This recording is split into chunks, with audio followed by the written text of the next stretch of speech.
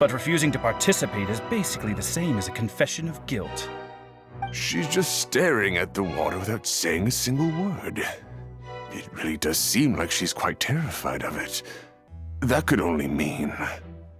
What's going on? Is she really planning to... that's not what we thought she would... Due to the inherent risk of the test, Lady Furina, you may... What? Hey!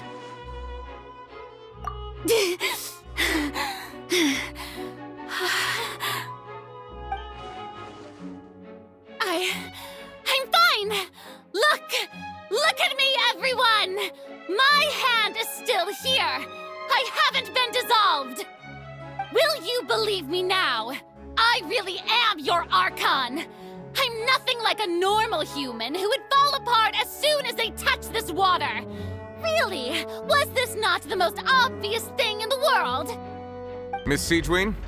If you are present, Miss Sigewinne, please come forward and attend to the defendant. Sigewinne? Don't be nervous. It'll just take a few seconds. Let me see. That should be enough. Please announce the results of your evaluation to the court, Miss Sigewinne. As everyone doubtlessly saw, Miss Furina was displaying symptoms of hyperventilation and flushed skin. These indicate that she was experiencing the adverse effects of exposure to primordial seawater. The extent to which she was affected is the same as other humans when exposed to primordial seawater of a similar concentration. Thank you, Miss Sigewinne. Lady Furina, you may return to the defendant's stand. Oh, wait. What did she just say? I didn't get dissolved! Shouldn't that be enough to prove my innocence? Well, considering your tendency to run from your problems, we did originally prepare a direct sample of the seawater around Poisson. However, after extensive discussion, we exchanged it for a sample that is not concentrated enough to dissolve an actual human. After all, on the off chance that something entirely unexpected might occur, we don't want anyone else to lose their life to the sea. Yeah, so out of regard for Furina's life, you secured a low-concentration sample and asked the head nurse to serve as an expert witness. It's a great thing that the direct sample wasn't actually used. Furina could have... I can't believe... you...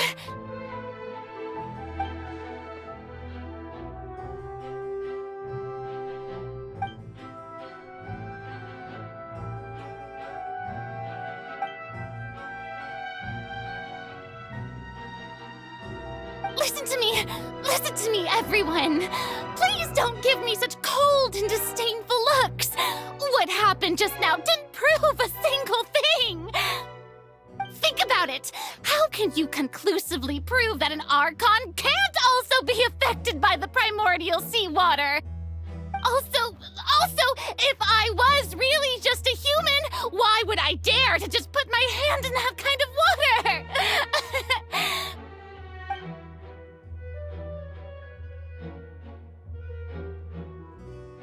Please, anyone, just listen to me! I swear, I really am your Archon!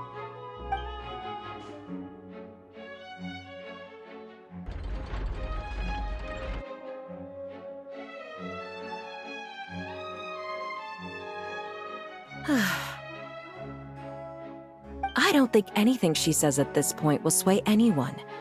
The odds are just too stacked against her now. With all the things that have been said, Paimon doesn't think there's any way left for Furina to win. I believe the time for arguments and presentation of evidence has come to an end. If there are no objections, we will move on to the final judgment.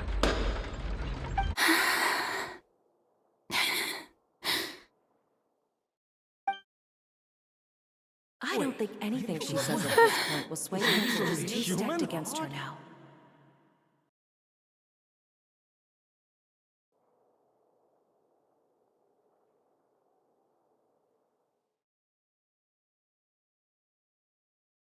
In my capacity as Chief Justice, I shall now render judgment on Furina's misrepresentation of herself as the Archon of Fontaine. As a human who knowingly deceived her fellow citizens, Furina is guilty.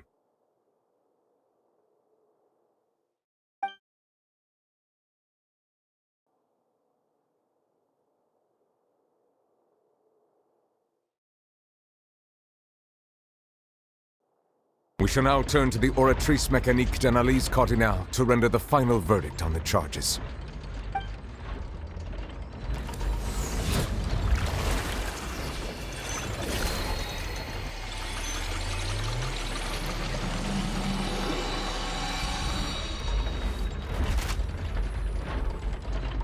According to the judgment of the Oratrice Mécanique d'Analyse Cardinale, Furina is... Well, what's wrong? What's the Oratrice's verdict? No, the Oratrice also displays a guilty verdict. Isn't that correct, then? However, the exact wording of the verdict is thus. The Hydro Archon, guilty, to be punished via the death sentence. The death sentence? That's actually one of the available sentences? I've always thought that it was just a myth.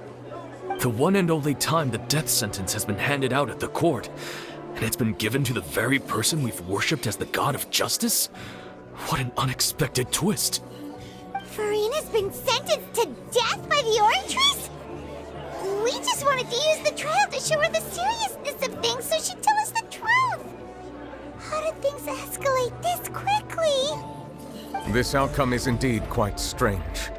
According to Fontaine's current definitions of justice, as well as its recommendations for criminal sentences, is this sentence really appropriate for the crimes that have been committed? Yeah! Even Fauché wasn't sentenced to death by the Oratrice. You know, the real evil mastermind behind the serial disappearances case. Indeed. Not only is Furina's sentence overly excessive, the very point of our trial today was also to prove that Furina has never been the Hydro Archon in the first place. But now, the Oratrice seems to have deliberately invoked the title of the Hydro Archon. What does this mean?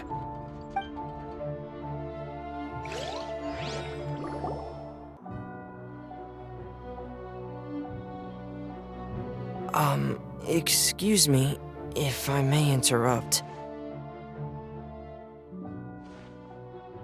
Is the trial still going? Freminet! You finally made it. I assume this means you've completed your mission? Mm-hmm. Any mission Father assigns to me will always be top priority.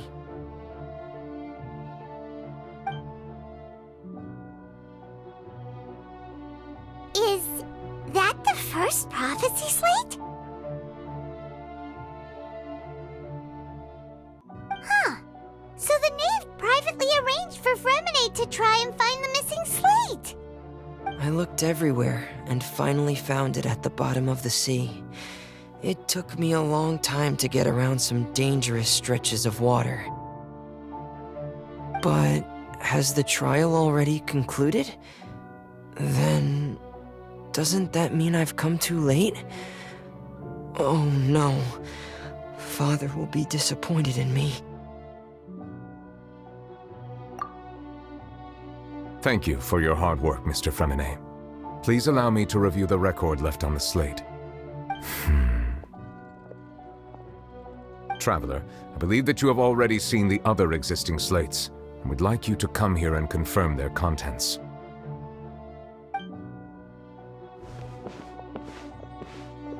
Huh? So what do you see? What is it?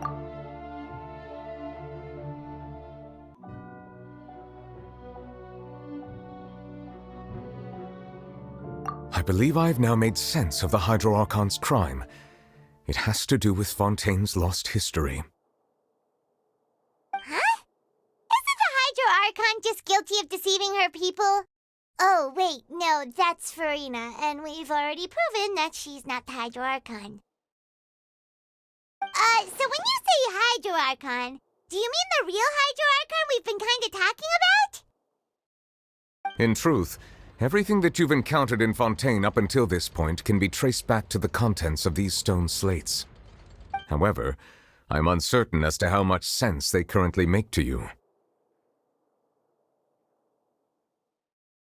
Okay, let's try to recall the contents of the other 3 stone slates. Paimon will do her best to help you remember.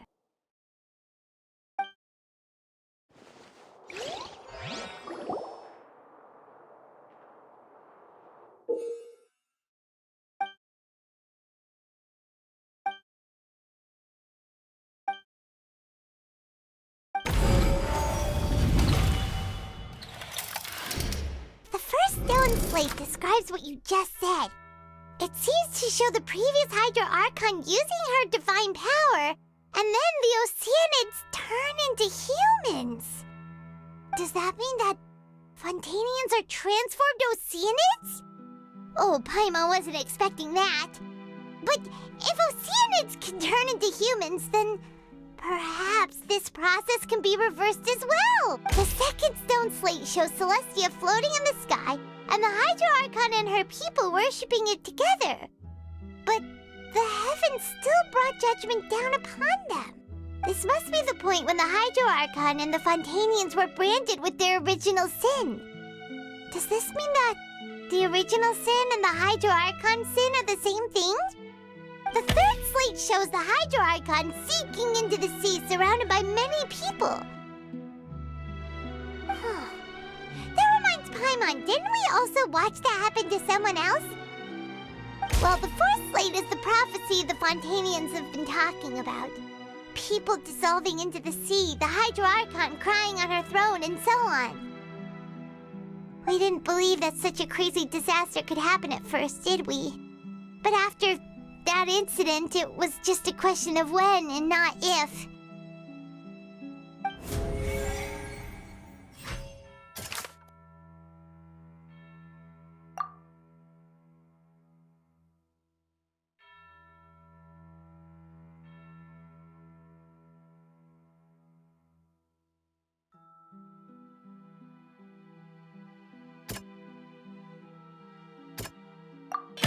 We know from the case of the serial disappearances of young women that Fontanians can be dissolved in primordial seawater. And the first stone slate tells us that long ago the Hydro Archon used her power to turn Oceanids into humans. This might be the reason that Fontanians can dissolve.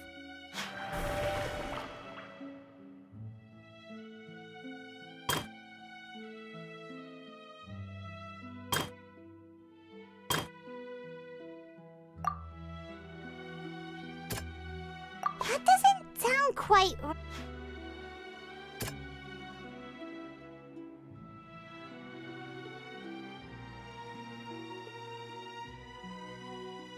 That doesn't sound...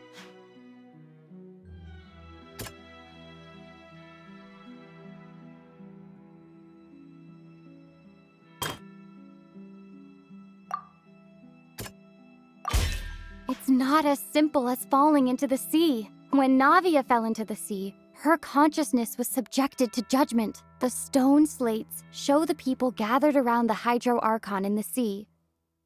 Could that be alluding to the same thing?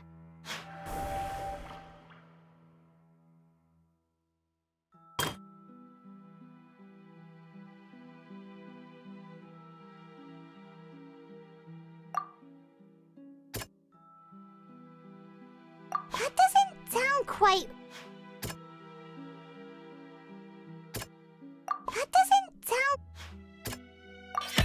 Perhaps what is about to take place has all the true sin of the Hydro Archon that Neuvillette mentioned, and the original sin cast down on the people of Fontaine by Celestia as recorded on the stone slates.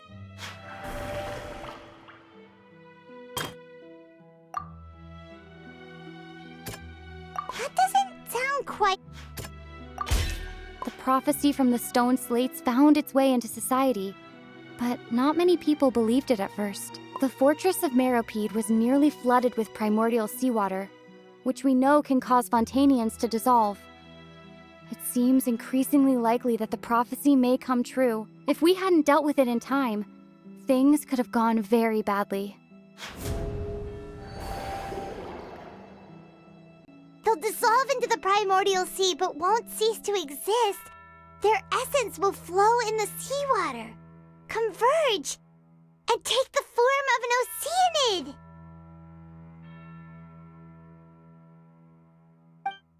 The Hydro Archon was sentenced to death in court, shocking everyone present. Perhaps this means that her sin was actually Fontaine's original sin. Navia fell into the water inside those ruins, and she nearly dissolved.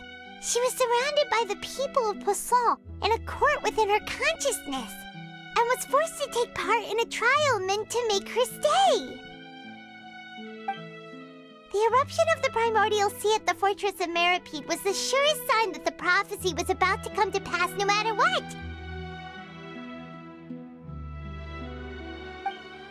The prophecy's contents can all be verified by recent events.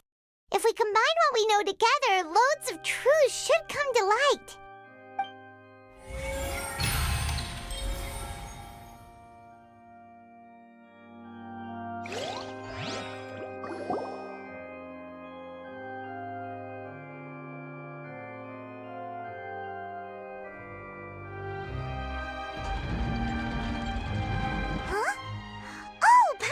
It now, so that's how you can make sense of it. But then it feels like we're going to have to share some truly shocking revelations. Let's hear them.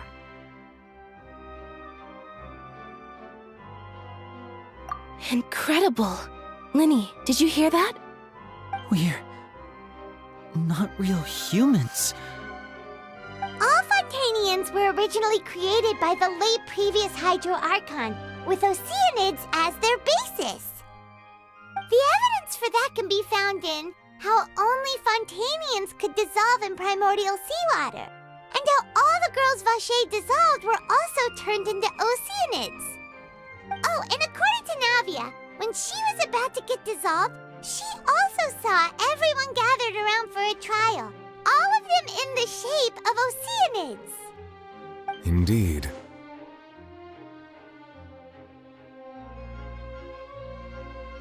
Yeah, and it follows from the content of the first slate that she probably angered Celestia by creating humans without prior permission. That could also explain why the Oratrice judged the Hydro Archon to be guilty. It's to account for that ancient sin. The Hydro Archon's true sin was creating us? And yet, after many hundreds of years, the Hydro Archon's creations have turned around to try to judge the Archon within the Opera Epiclese. The twists of history are often the most unexpected of all. Yeah, isn't the image here just like when Navia fell into the sea? So wouldn't it be trying to show the image of the Hydro Archon also falling into the sea once the prophecy has been fulfilled in the fourth slate? In the end, the people will all be dissolved into the waters, and only the Hydro Archon will remain weeping on her throne. Only then will the sins of the people of Fontaine be washed away. Did Paimon get all that right? You've made some keen deductions. I must say, given how much you still don't know, it is impressive that you've already managed to connect so many pieces of the truth.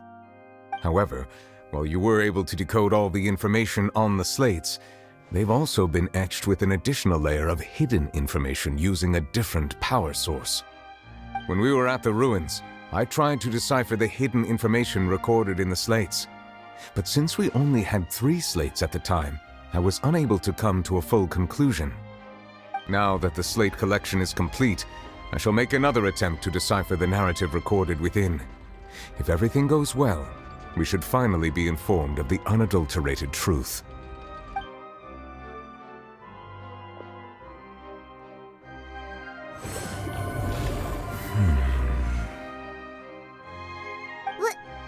Well? Did you get it? I believe I should share this truth not only with you, but with all the people of Fontaine as well. I will try to briefly summarize it for you.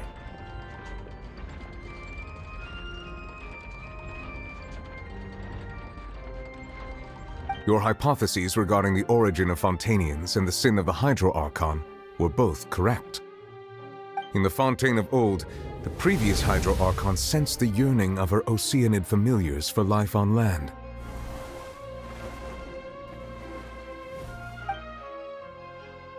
The Oceanids were enamored with the beauty and romanticism of human beings, and wishing to have those experiences for themselves, expressed to the Hydro Archon their desire to become of a similar kind.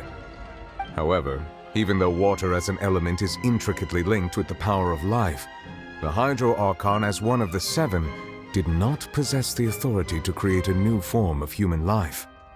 Not one to give in, she eventually found a way to create permanent humanoid bodies for her familiars by appropriating the power of this planet's primordial sea. She poured primordial seawater into the Oceanids' blood vessels, creating humanoid mimics in the process. But if Fontainians were to ever come into direct contact with water from the primordial sea, the power within their bodies would escape these artificial restraints and return to the sea. As a result, their forms would collapse, and they would be reverted to their original forms as Oceanids. Of course, the Hydro Archon never received permission from the heavenly principles to create a new human race.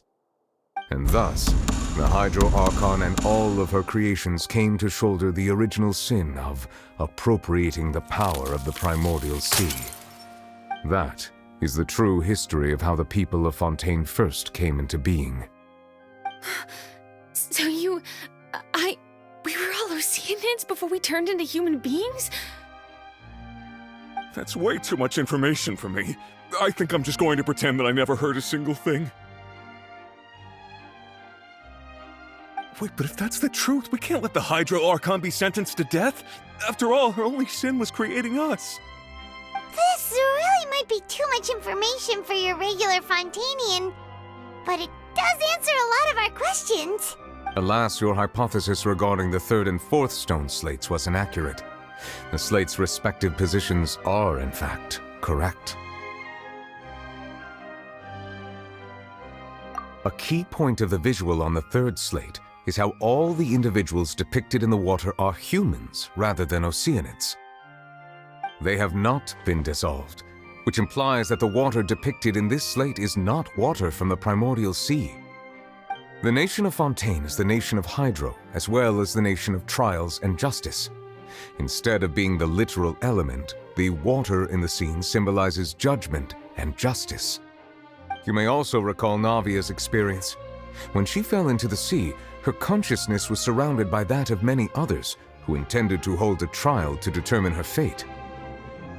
Therefore, the meaning of the third slate is that the people of Fontaine shall try the Hydro Archon at the court of justice. Yes, it refers to our present situation. I think I'm following now. So, what you're saying is, even though we decided to put on this trial to avoid fulfilling the prophecy, in truth, everything we've done has happened exactly as the prophecy foretold. So now, it seems, we're the ones making sure it comes true. What should we do? Huh. No matter what, the prophecy will be fulfilled. Is this what it feels like to be a prisoner of fate? If that's the case, does that mean the scene in the fourth slate will also be fulfilled soon? Traveler, I would like to point out another small fallacy in your deductions. About the fourth slate, you probably thought that the eruption of primordial seawater beneath the fortress of Meripede served as the surest sign that the prophecy was about to come to pass, yes? However, I believe that rather than being a sure sign, that eruption could in fact only be a small warning of something far worse to come. As for the root cause of the catastrophe, I believe you've already encountered it once before.